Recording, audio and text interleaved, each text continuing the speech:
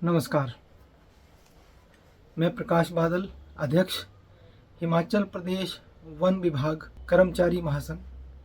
2 दिन पहले मैं ऊना ज़िला के भाजपा विधायक माननीय सतपाल सत्ती जी का विधानसभा में बयान सुन रहा था। एक वन विभाग के कर्मचारी के नाते मुझे उनका ये बयान सुनकर बड़ा आश्चर्य हुआ कि उन्होंने वन विभाग में जंगलों की रक्षा कर रहे वन रक्षकों को ही कटघरे में ला खड़ा कर दिया। महोदय, आपने कहा कि जो फॉरेस्ट गार्ड्स हैं वो ही मिले हुए होते हैं, वो ढंग से काम नहीं करते, उनको आपने एक तरह से भ्रष्ट कह दिया। तो उनके मनोबल पर क्या असर आपके बयान के बाद पड़ा होगा, आप उसका अंदाज़ा नहीं लगा सकते। मान्यवर, वन विभाग में काम कर रहे वन रक्षक तन मन धन और बिना समय के दिन रात अपनी जान को हथेली पे रखकर जंगलों में काम करते हैं। मैं आपको ये आपके ध्यान में लाना चाहता हूँ कि आपके ही ज़िला ऊना का आपको भाई राजेश याद नहीं आया, जो जंगलों की आग बुझाते बुझाते शहीद हो गया। उसने अपनी जान की बाजी लगा दी।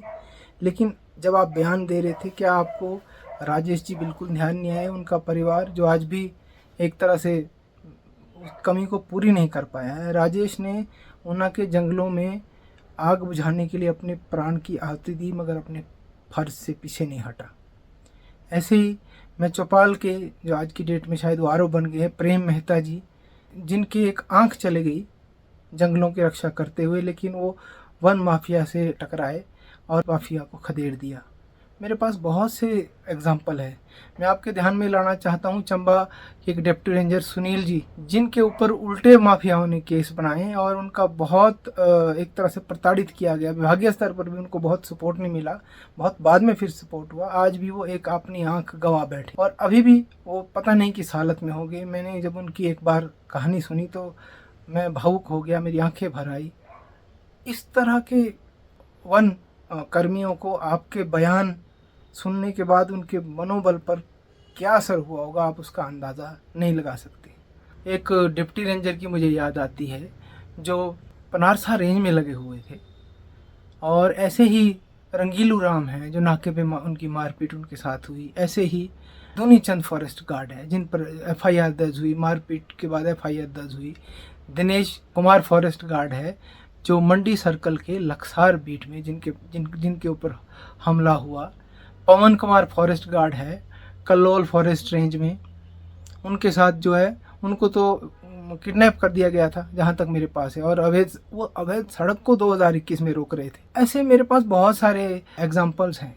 अक्षय कुमार है छको बीट में, पंजाई ब्लॉक में, उन्होंने भी 2021 में माफियाओं के साथ लड़े। और भी अनेक वन रक्षक है जिनके ऊपर चार्जशीट हो जाती है, कई बार अननेसेसरी उनको फंसाया जाता है। अभी हाल ही में नूरपुर में एक वन रक्षक को माफियाओं ने, जब वो एनक्रोचमेंट को रोक रहे थे, कोई आज तक उसका पता ही नहीं लगा उस केस में क्या हुआ। लिप्पा में फॉरेस्ट गार्ड के साथ मारपीट हुई, वीडियो वायरल हुए। और इस बीच ऐसी परिस्थितियों में, जब एक तनाव की स्थिति में, भय की स्थिति में, और न उनके पास कोई उनकी रक्षा के लिए कोई उनके साथ होता है, ऐसी स्थिति में जब एक वन रक्षक काम कर रहा है तो आप बयान देते हैं कि फॉरेस्ट के लोग ही वनों को नुकसान पहुंचा रहे हैं, और वो भी फॉरेस्ट गार्ड।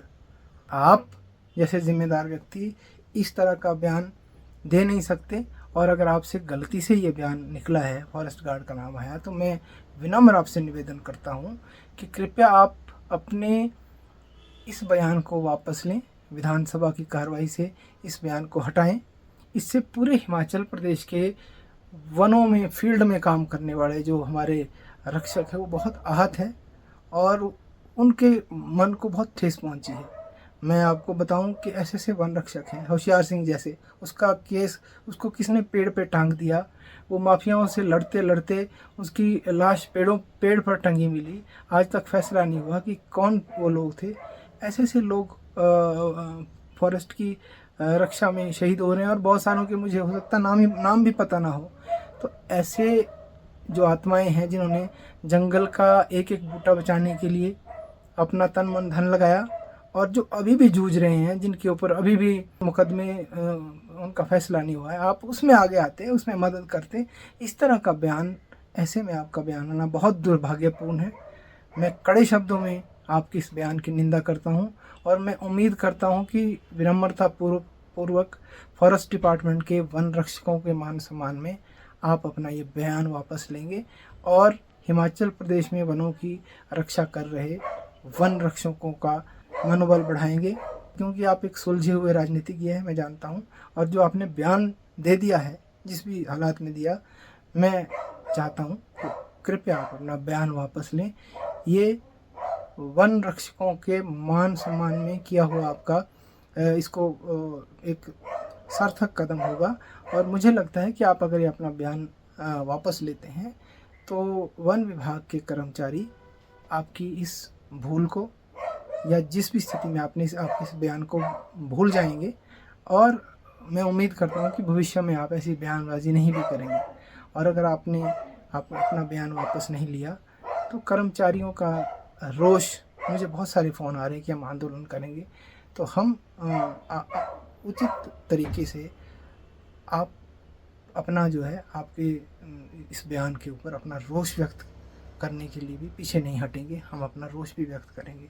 मुझे उम्मीद है कि आप एक सुलझे हुए राजनीतिज्ञ के रूप में जाने जाते हैं और एक युवा नेता है। आप हमारे विभाग के वन रक्षकों की भावनाओं को समझेंगे और उनका सम्मान करेंगे और अपना बयान वापस लेंगे। नमस्कार।